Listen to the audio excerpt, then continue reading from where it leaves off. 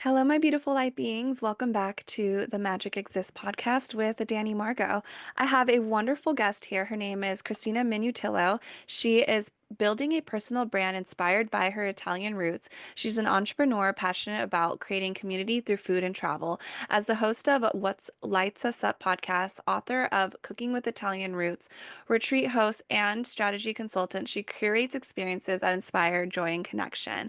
Welcome, Christina. Nailed it, Danny. Nailed the name pronunciation.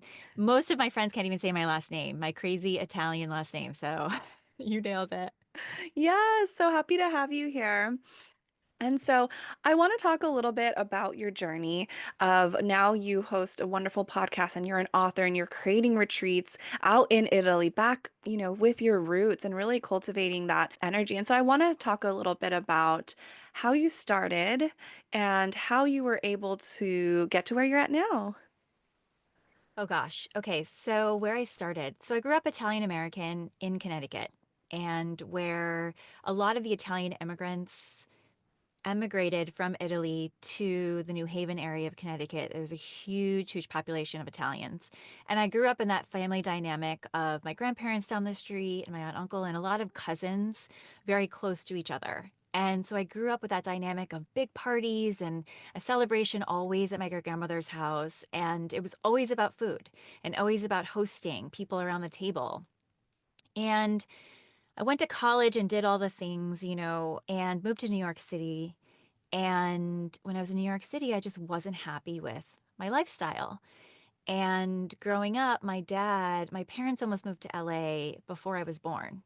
They had a cousin, my dad had a cousin out here, and he just had this bug. And so when I was growing up, every year my dad would take me to LA and he would say, I should have moved there. I should have moved there. And so I had that bug sort of planted in my ear. When I wasn't happy in New York City, I just decided, you know what? I have nothing to lose. I'm 26. I'm going to move to LA. And I was working a corporate job, worked in fashion, worked for a corporate company. And I said, okay, I'm going to try to look for a fashion job in LA. I looked, I looked, I looked. I came out to visit a friend in the summertime and I stayed on his living room floor. He lived on Olympic Ave at the time, Olympic Boulevard at the time in West LA. And I slept on his floor and I just got this feeling. And I looked him in the eye on the day that I left and I said, you'll see me back here in 6 months. I'm moving here. And I just knew. I flew back to New York, told my roommate. She was like, what am I going to do? I'm like, I'm going to stay until you find a roommate and then I'm going to move. I set a date for myself. I said, okay, this is July and I'm going to move in January. And I don't care what happens, I'm going to move. I said, I'm going to get a part-time job. I'm going to save up as much money as I can. And I'm moving with or without a job. And I said it. I said it out loud and I said, that's it. So it was 2008. And if we all know 2008 was the big year of the recession when Wall Street crashed, the whole crash, there were like no jobs. And I had no family in LA. So I was going to give my job notice. I'm saving up money. I moved out of my apartment in New York City, booked a one-way ticket. And my dad said, listen, I'm very supportive of you moving to California. He said, your grandparents, your Italian grandparents are not. They were like crying. They didn't understand why I was moving away from the Italian family. But my dad was like, I get it, but like no one has jobs right now. So I'm full support, but like what's going to happen? I said, I'm 26. I have nothing to lose. My move date was January. In November, I got a call from a friend from college. And he said, hey, I heard you're moving to LA. I actually just moved out here. I took a job at USC and my grandfather passed away and I'm living in his house. Do you want to come stay with me for free? And I was like, yes, Wow, so sign beautiful. me up. So I shipped my car and I'm so grateful for him because I was able to stay with him for 5 months until I did find a job. So I didn't have a job when I first moved out here. I had two friends. The one friend that I stayed on his floor, who lived on Olympic Boulevard in West LA, who I actually later set up with his wife. Come completely full circle, the group of friends I met in my first area of living in LA, I introduced her to that friend and they ended up getting married and having kids. And it's just like it was like one of those things where you think like if I didn't move to LA, these two people may have never met. Like, how crazy is that? Has anyone ever thought that? It's crazy when you really think about the events that happen in your life. And so here I am in LA 16 years later, and my career took off, and I have my own business now, and that family upbringing inspired who I've become today in sort of building my entrepreneurial journey. That's so beautiful. And if you can put yourself back into that like beautiful 26-year-old version of Christina who just knew when she was here, she had that strong, clear cognizance, right? That deep knowing of just like, I need to come back here. And then once coming back, right? Once following your intuition, listening and trusting yourself, all the divine synchronicities played out, right? Like that your friend just happened to move into his grandpa's house and happened to hear from, the grapevine that you were coming in and happened to offer that to you and happened to have a beautiful space for you. How were you able to art or if you can articulate it a little bit, how were you able to trust yourself when that inner, wisdom came through that you're like, I have to move. And of course, change not only the trajectory of your life, but change the trajectory of your friends' lives. Honestly, I ask myself this all the time because there's only a few moments in your life where you can pinpoint and say, I was so sure. There was no one that was going to tell me I was not going to do it. I had it in my head that I was going to do it. And when I have it in my head that I'm going to do something, I'm going to do it. And no one is going to stop me. And that's what I had in my head. And you're so right, because there are so many times where we go through life and we let all of the busyness get in our head and stop us from that sure thought that is driving us to take that aligned action to actually help the universe to help us manifest our desire. I desired to live in LA. And I said, okay, I have nothing to lose. I could always move back. I have nothing to lose. And then I took that step by booking that one way ticket, right? I didn't have a place to stay, I didn't have a job. And I had all of these things happen around me where it's like, okay, this is crashing, that's crashing, no one has a job, all that.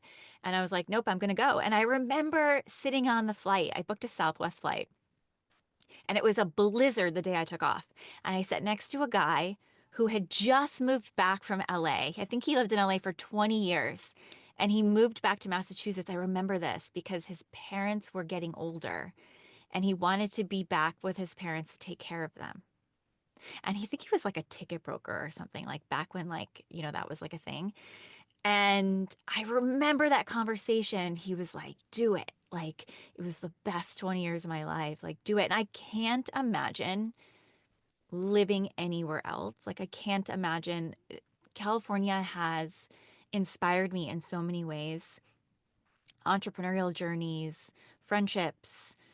I've met soulmates here. I mean, there are just so many, and I found my path. And I can't imagine. I mean, yes, maybe I might have found my path back to my Italian roots because I was never going to lose that Italian, upbringing that I had. And my passion for cooking and hosting was always there. It was always there in New York, but I became more of myself here. And so I just think California really helped me do that. And I'm so grateful for that one feeling that I trusted in myself to do that. And I think a lot of people can relate. It's like, well, how do we do that again? I ask myself that all the time. Like, I am not, and Dani, you should help us. Like, give us advice on how can we remind ourselves when we, like you said, how do you trust yourself? Because you can probably look back on your life and say, I really trusted myself at that one person I didn't trust or I did trust to hire, be in a relationship with, name that thing. Absolutely. And I feel as though, like, when we're younger, we have less to lose. And in our minds, we create these like realities where when we're older, oh, I have more to lose. So I can't be as, let's say, adventurous, or I can't, make as many risks. But at 26, you were like, oh, I'm free. I'm going to do anything. And I really resonate with that because when I was younger, I feel like I would take more bold risks. And so bringing it back to like how can you trust yourself enough to like have those hits? Because I understand like there can be downloads that you get that are like so strong in your whole being that you have to like you were meant to go on this, right? But then there's other subtle kind of messages that come through that are more subtle and like, oh, maybe if you should do this or you should do this, you know? And and like even your dad and other people were like kind of having like a little fearful around you, right? And you were like, no, it's gonna happen. And it's really, I believe it's a choice. I believe that if you are so set in your divine path and in your truth, that the universe will show up for you. Any desire you have, you all you have to do is take that leap of faith. And so there needs to be work, right? That's done before that. And so how can you trust yourself fully? How can you release that fear of like maybe failing, or the fear of that something might go wrong, or the fear that your desire isn't true or trusted enough from the universe and that you aren't going to be supported. And so there's so much conditioning or fear around that. And so how can you move through that? And so for me, it's been coming out of the mind, right? Because the mind is like creates those narratives of those scenarios that might be more fear led, right? But then when I drop into my heart and I feel it in my body, and so for me, I'm very clairvoyant, so I'll envision it, right? I'll envision like for example, if I'm going to go on a retreat, how am I going to feel when I'm there? And I'm going to let's say I feel expansive, and who is the person I'm going to be when I'm on that retreat? And it's like, ooh, I like that person who goes on that retreat. And then I'll test out like the version of me who doesn't go on that retreat. And then oftentimes if I'm like, ooh, I don't like that person who doesn't go on that retreat, or even as simple as like the gym. Ooh, how do I feel about that person who goes to the gym? Ooh, I like her. What if she doesn't go to the gym? Actually, she's cool. She wants to rest. She's cool if she doesn't go to the gym. So it's kind of like envisioning both those paths in front of you and feeling into how I'm gonna feel. So I'm already anticipating how it's gonna be. And usually if you have this little itch or this desire, it will only bring you more joy and alignment, and like your path. And so getting back to those Italian roots, I watched this movie recently. I think it was like something about the seven fish. I forget the Feast of the Seven Fishes. yes, it is Yes, so good. If you so haven't good. watched it, like and it's about these Italian families, an Italian and an Irish, but it's so good. Yes. So watch that. It's so good. But so I have an idea of what you mean about like all the food and the family, right? And so coming up to like the cookbook, cooking with Italian roots, how did that download come through? How did you trust yourself enough in that? And then what did that process look like launching that and becoming an author? So same thing. It's like that passion, what's in your heart. So at first, okay, I never would have even imagined creating a cookbook. I work in fashion. Yes, I appreciate pretty things and pretty layouts and images and photos and all of that, right? But and I always enjoyed hosting, always enjoyed every year because I didn't have family here. When I first moved here, I wanted to create my family experience here. So I would host like a Friendsgiving, I call it, but it's for Easter. But for people that aren't they don't have to celebrate Easter, but I invite people over. They dress up nice. I give them a little favor. Every place setting has your name on it. I do, pretty flowers, and I make a homemade like four-course meal. No big deal. Just like I grew up. And I don't care how many people it is, I jam everybody in my house and we sit all day. And that's sort of what I grew up with. And so right before COVID hit, my cousin joked around and she said, the way you like pair the decorations with the food, why don't you put together a cookbook of all the recipes from your family, but also how tips on how to host and how to, bring people together around the table with decorating tips. And so I said, like, well, I'm really not happy with my job. And I joked around. I was like, but sure, like, you just make it sound so easy. Like, how's that going to happen? And then COVID hit. And then I was home and I'm like, okay, well, now what am I going to do? Like, I'm single in my house by myself. I might as well do something. So I started with one recipe, made it from a recipe that my grandmother had written down, made it, went outside, took a picture, kept doing that, made notes on how I would write the recipes. Then I wrote an Excel file of all the way I would organize the chapters, all the recipes I wanted to feature, what I remembered making with my grandmother, what I remembered our family having. And then I had a book. I went to a trip in Northern California with my friend, went to Napa, and in the spa was this book that was like a cookbook, but it was like a California cookbook, and it was I Love California and by Nathan Turner. And the way he put it together, he would shoot the whole region of California as a tablescape and then shoot it over the table with the dishes. And him and his partner were there with the dog around the table outside. And so I was like, that's how I want every chapter to look. That's why I want every chapter to be a holiday gathering.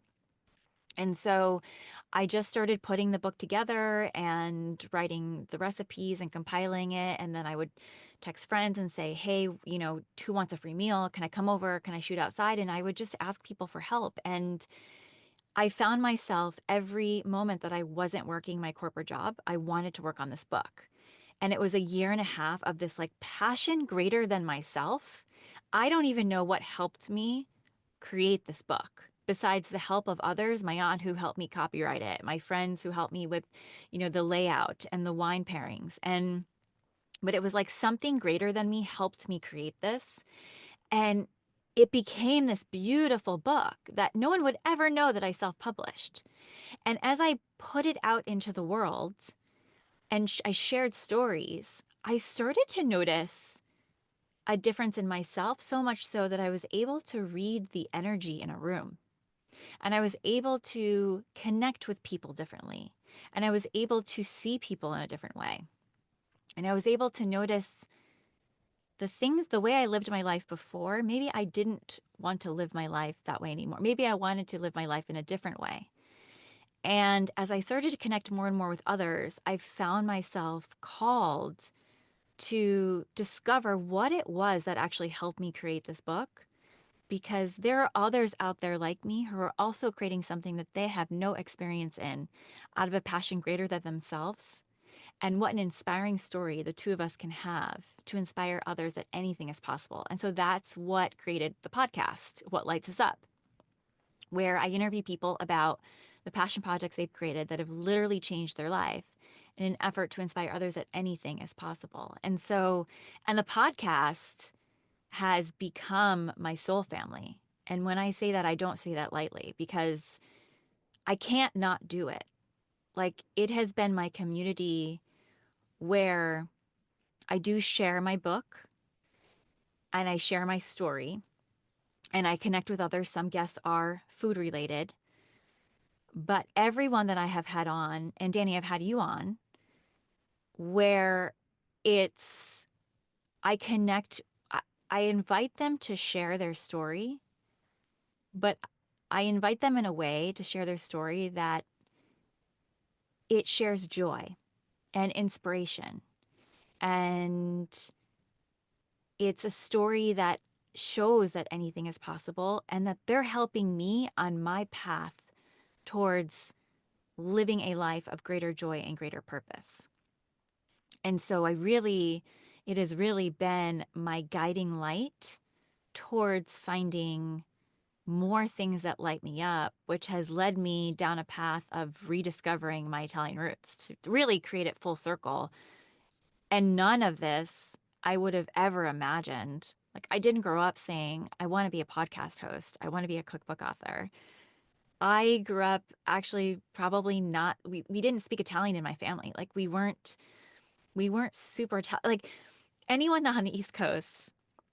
I know in California, it's not so many Italians here, but on the East Coast, everyone's watched Jersey Shore. Okay. Like that, there are a lot of Italians and they're very proud of their heritage. And like there's this roughness about the voice because some of them grow up with speaking dual language and they have that dialect.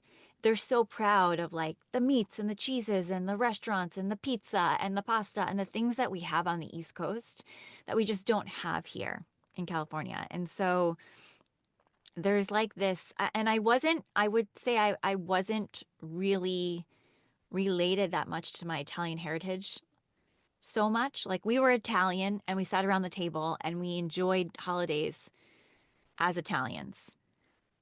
But I always felt that there were more families. I would never have imagined that I'm so passionate about reconnecting with my Italian roots, like in Italy and even Italian Americans and their story. And it's just been incredible, the people that I've met as I start to like reach out and want to connect with more people and share my story and connect with people over shared passions. Absolutely. The idea of like a family, like a gathering of people together and sitting together and like hours, spending hours, right, over a table, like oftentimes we don't even have time to eat sometimes in society. We are literally like, go, go, go, let's eat microwave or let's eat something. And like, I literally used to eat breakfast in the car, like when I would commute.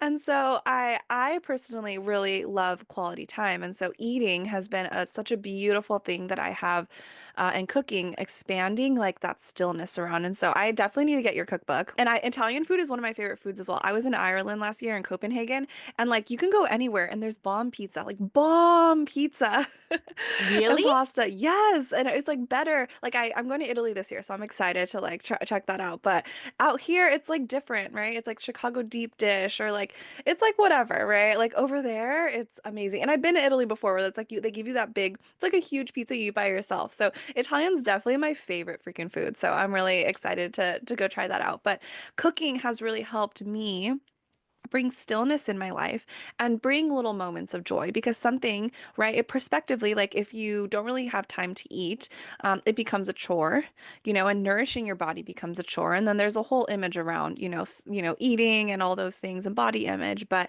I've been able to luckily cultivate that spaciousness and that quality time. And so my partner and I, when we have time, sit down together and eat. And it's so beautiful. And I love that, like, every little download or every little like passion that comes down, right? It just falls into place so beautifully and it's bringing you back to rediscovering like who you are beyond like, oh, this corporate fashion life, and now you're like an author and now you are going to host a beautiful retreat in Italy and bring people together and really connect back not only to your roots but anyone else who wants to like live like a local or travel like a local. So I'd love to hear a little bit more about that and how you've been creating that.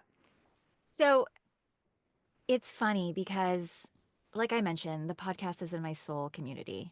And I'm sure your listeners believe in kismet connections, soul connections, soulmates. And I'm not taking this lightly. Like everyone that I have had on the podcast inspires me, right, on my path.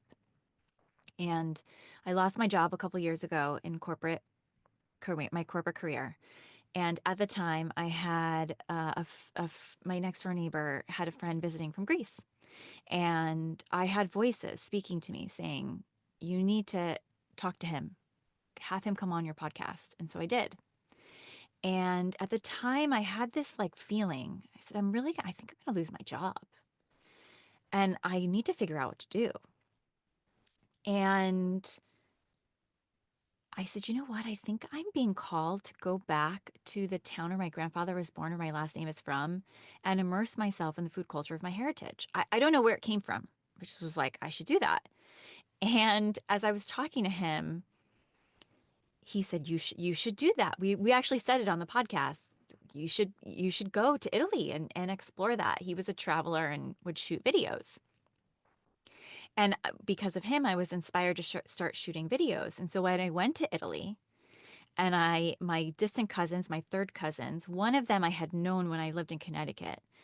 And the other two, one was she has two sisters there and her niece.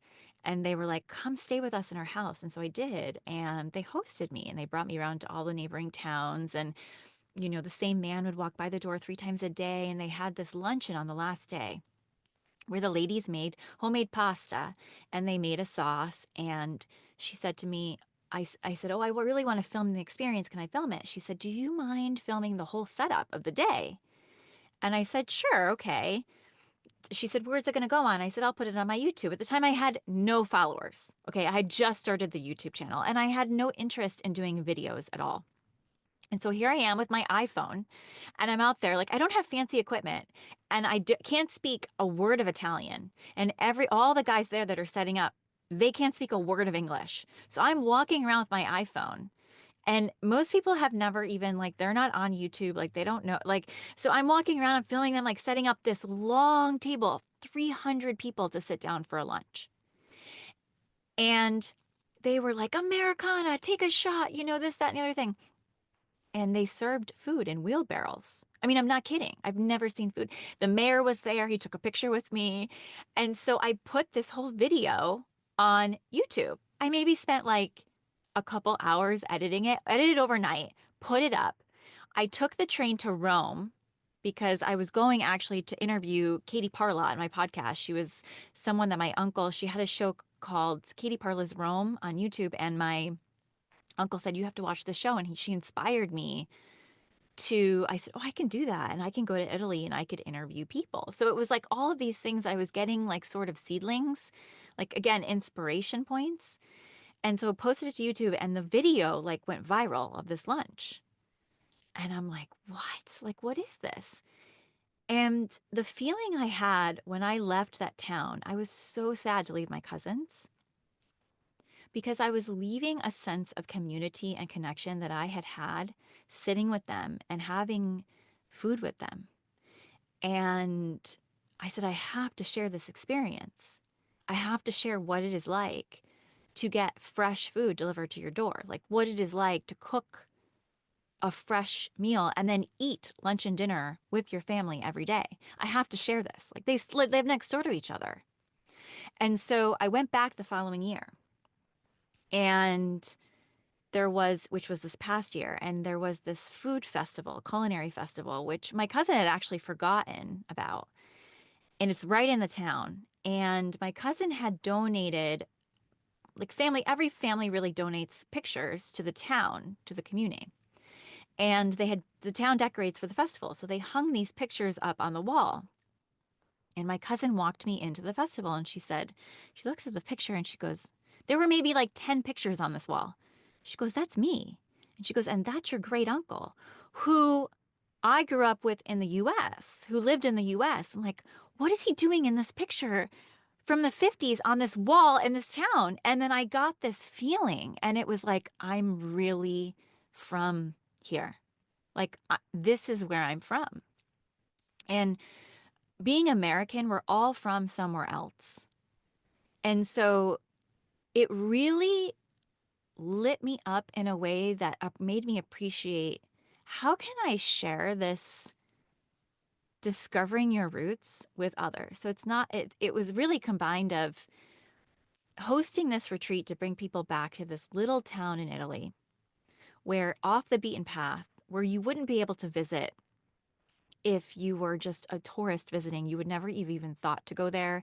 No one speaks any English unless you're going to search for like a long lost family member, which actually someone saw my YouTube video and actually reached out and went. And my cousins actually hosted her this week. Actually, last week, they walked her around town, and she was like, I love this place. But there's a sense of walking through a village and understanding, like, wow, this is really where my roots are from, like dating back for generations and generations and generations. And coming full circle and looping it back to the podcast, I've had guests on who host off the beaten path trips, or I've had people say, okay, you're hosting this retreat, you should get in touch with this person. And the person they put me in touch with, now I'm recommending their experiences in Italy to my clients. And so now I find myself, I'm completely lit up about it. Like, talk about what lights us up, because I want to share what Italy is like off the beaten path, what true, authentic Italy is like. What is it like to go to sit at someone's farm and have lunch and wine? What is it like to go to a food festival where only the locals are, to celebrate 50 years of their agricultural heritage?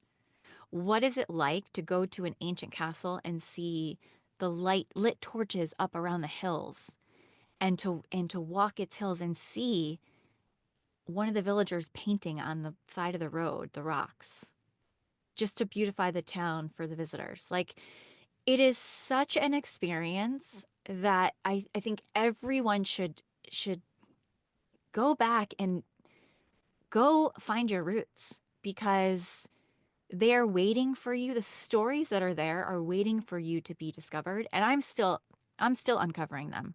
And I'm still fascinated by why my great great grandfather passed died in Italy. Like, why did he die in Italy? Like, I don't know. Why did his my great grandfather go to Italy to visit him? Like, why did he leave the US and go back to Italy by himself? So I think there are so many incredible stories, and it's just the world is just we get so caught up in our small life, and the world is so big, and we forget that because we're going through regular life. And again, we're letting the clouds of regular life kind of cloud us, and we're forgetting that we can create our own reality and we can follow the breadcrumbs, right? To invite ultimately what we want into our life. So beautifully said, Christina. Oh my goodness. And I can just envision like the image of the story that you were, speaking about. And it's really interesting because I've actually never studied abroad or lived abroad. In college, I was like a bio major and then I switched majors 4 times. So I never like had that opportunity. And then in my 20s, I was always like, later, later. And so it's still something of mine actually to like live abroad. But you're currently living in the South Bay, and we lived a little near each other, and I'm currently in Glendale, and it's really interesting because I know the South Bay is nothing like Italy, but in terms of community, that is the closest I've been to where the community is so close. And like I knew all my neighbors. I would knock on their door any hour of the day. Like I would see them all the time. We would invite each other over all the time. Like my house was their house. And it's just like you always see people, the same people walking outside. Like people don't really spend time inside, even though your place has a beautiful view of the ocean, which I know you manifested as well. And it's just like this community, right? And so I think during the pandemic is when I really noticed community started coming out and people were working more remotely and the culture slowed down a little bit, which gave the opportunity for people to connect in ways they had never connected before. But places like this in Italy, these small towns, they never lost that. And that community is still so connected.